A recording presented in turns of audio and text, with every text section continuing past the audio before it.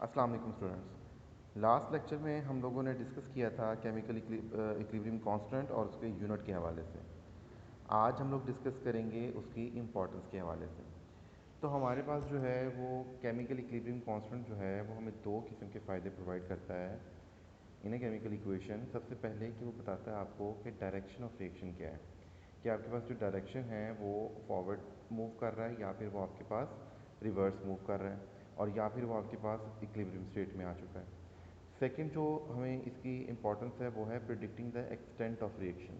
Extent of reaction means कि आपके पास जो रिएक्शन है मज़ीद वो कितना चलेगा, आपके पास उसके अंदर किस हद तक जो है वो रिएक्टेंट मौजूद है और किस हद तक जो है वो प्रोडक्ट मौजूद है, और या फिर रिएक्टेंट और प्रोडक्ट दोनों की जो कंसनट्रेशन है वो आपके पास इक्वल है, यानी कि इक्विलिब्रियम स्टेट जो है वो मेंटेन हो चुकी है। तो स्टूडेंट सबसे पहले हम डिस्कस करते हैं प्रिडिक्टिंग डायरेक्शन ऑफ रिएक्शन, और यही आज हमारा टॉपिक है। हम लोगों ने देखना है कि आपके पास एक एग्जांपल गिवन है जिसके अंदर हाइड्रोजन है, आपके पास आयोडीन के साथ वो रिएक्ट करता है और हाइड्रोजन आयोडाइड बनाता है। वो कहता है इसकी जो केसी वैल्यू है यानी कि इक्विलिब्रियम कांस्टेंट है वो आपके पास है 57.0 एट 700 केल्विन, यानी कि 700 केल्विन पे आपके पास जो इसकी केसी की वैल्यू है वो गिवन है।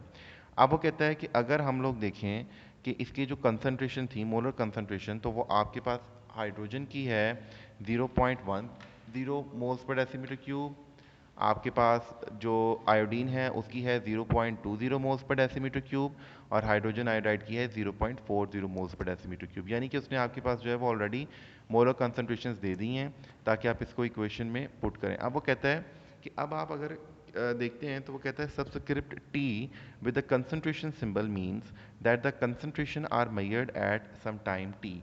यानी कि वो कहता है कि जब रिएक्शन आपके पास हो रहा था तो दौरान रिएक्शन हम लोगों ने उसके अंदर से जो है वो अपना सैंपल मिक्सचर एक्सट्रैक्ट किया, और उसके अंदर जो है हम लोगों ने हाइड्रोजन आयोडीन और हाइड्रोजन आयोडाइड रिस्पेक्टिवली तीनों की मोलर कंसंट्रेशंस को जो है वो चेक किया। अब ये हाइपोथेटिकल वैल्यूज़ हैं आपके पास स्टूडेंट्स, यानी कि 0.10, 0.20 और 0.40। वो कहता है when we put these concentrations into the equilibrium constant expression we obtain a value called reaction quotient। अब स्टूडेंट ये आपके पास एक नई जो है टर्म आ गई है रिएक्शन कोशेंट। अब ये क्या होता है, the reaction quotient exactly is equals to the molar concentration of product over molar concentration of reactant. तो यहाँ पे हम वैल्यूज पुट करते हैं और हमारे पास QC यानी कि जो आपके पास रिएक्शन कोशेंट है इसकी वैल्यू आती है 8। अब वो कहता है as the numerical value of QC is less than KC। हमारे पास जो हम लोगों ने एक वक्त के बाद रिएक्शन मिक्सचर निकाला और उसमें से हमने QC की वैल्यू निकाली, वो आपके पास कम थी as compare to KC value जो कि 57 थी, और ऑलरेडी आप लोगों को जो है वो बता दी गई थी। वो कहता है इसका मतलब तो ये है कि रिएक्शन जो है वो इक्विलिब्रियम की हालत में नहीं है। अगर इक्विलिब्रियम की हालत में होता तो ये बड़ी बड़ी वेल नोन सी बात है स्टूडेंट्स कि 57 must always be equal to 57, यानी कि QC should be equal to KC in case of equilibrium. तो कहता है इसका मतलब ये है कि इसके अंदर प्रोडक्ट की मजीद कंसंट्रेशन की ज़रूरत है, क्योंकि अभी आपके पास QC वैल्यू जो है वो सिर्फ 8 है। तो इसका मतलब है रिएक्शन जो है वो फॉरवर्ड डायरेक्शन में मूव कर रहा है, यानी कि अभी रिएक्शन जो है वो पाया तक मील तक नहीं पहुंचा और रिएक्शन जो है अभी भी आपका जारी है। अब वो कहता है कि हम QC और KC की वैल्यू से चंद एक जो है वो अजम्पशंस ले सकते हैं, कुछ ऐसी हमें जो है वो पता लगती हैं इंफॉर्मेशन जिससे हम डायरेक्शन ऑफ रिएक्शन के बारे में बता सकते हैं। वो कहता है अगर आपके पास QC की वैल्यू छोटी आए KC की वैल्यू से, if QC is less than KC the reaction goes from left to right. Left to right move करने का मतलब ये है कि reaction is moving from reactant side to product side, यानी कि रिएक्शन जो है वो अभी भी आपका जारी है और रिएक्शन जो है वो फॉरवर्ड डायरेक्शन में हो रहा है, जिसकी भी एग्जांपल हम डिस्कस कर चुके हैं। सेकंड बताता है कि अगर QC is greater than KC the reaction goes from right to left, that is in reverse direction to attain equilibrium. अच्छा स्टूडेंट, अगर आप सपोज करें कि आपके पास जो QC की वैल्यू है वो बजाय 8 के, जो अभी हमने एग्जांपल ऊपर डिस्कस की, वो आपके पास आ जाती है 60 से फॉर एग्जांपल, तो हम क्या करते हैं, हम ये एक्सटेंड बता सकते हैं कि आपके पास जो डायरेक्शन ऑफ रिएक्शन है वो रिवर्स है, क्योंकि अब आपके पास प्रोडक्ट की कंसंट्रेशन जो है वो KC की वैल्यू से भी ज़्यादा है। तो इसका मतलब जो है रिएक्शन जो है आपका वो रिवर्स डायरेक्शन में मूव करना शुरू हो गया।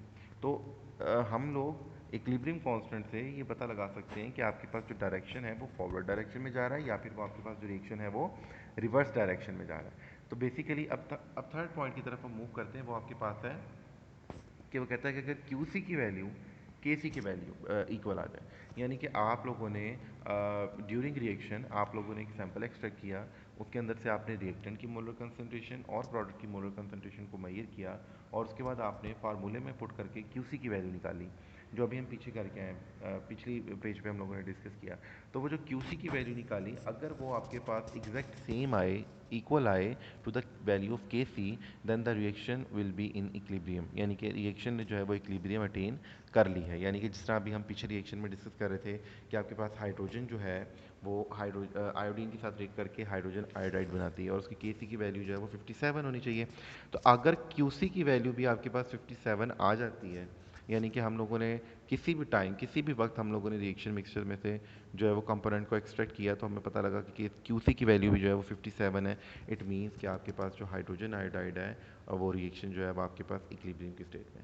और हमें पता है कि इक्विलिब्रियम की स्टेट में क्या होता है, the rate of forward reaction and rate of reverse reaction becomes equal, यानी कि जिस जिस रफ्तार से आपके पास हाइड्रोजन और आयोडीन रिएक्ट कर रहे हैं वो इक्वल हो जाता है जिस रफ्तार से हाइड्रोजन आयोडाइड दोबारा से अपने रिएक्टेंट में कन्वर्ट हो रहा है। तो स्टूडेंट आज हम लोगों ने जो डिस्कस किया वो हमारे पास था डायरेक्शन ऑफ रिएक्शन के हवाले से। ठीक है, आई होप आपको ये लेक्चर समझ आया होगा।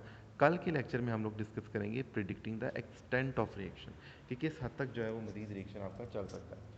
एक बात याद रखें कि ये जो क्वेश्चन है अभी हमने डिस्कस किया, ये दो पार्ट में डिवाइड है। ठीक है, फर्स्ट पार्ट अभी हमने किया है, और ये लॉन्ग क्वेश्चन में इसी तरह आपसे पूछा जा सकता है, यानी कि दो पार्ट में भी पूछा जा सकता है कि हम लोग जो है किस तरह से डायरेक्शन ऑफ रिएक्शन के बारे में एक्सप्लेन कर सकते हैं। ठीक है, तो long question wise board paper pattern के हिसाब से इंतहाई इंपॉर्टेंट क्वेश्चन है स्टूडेंट। आई होप आपको समझ आया होगा। अल्लाह हाफ़िज़।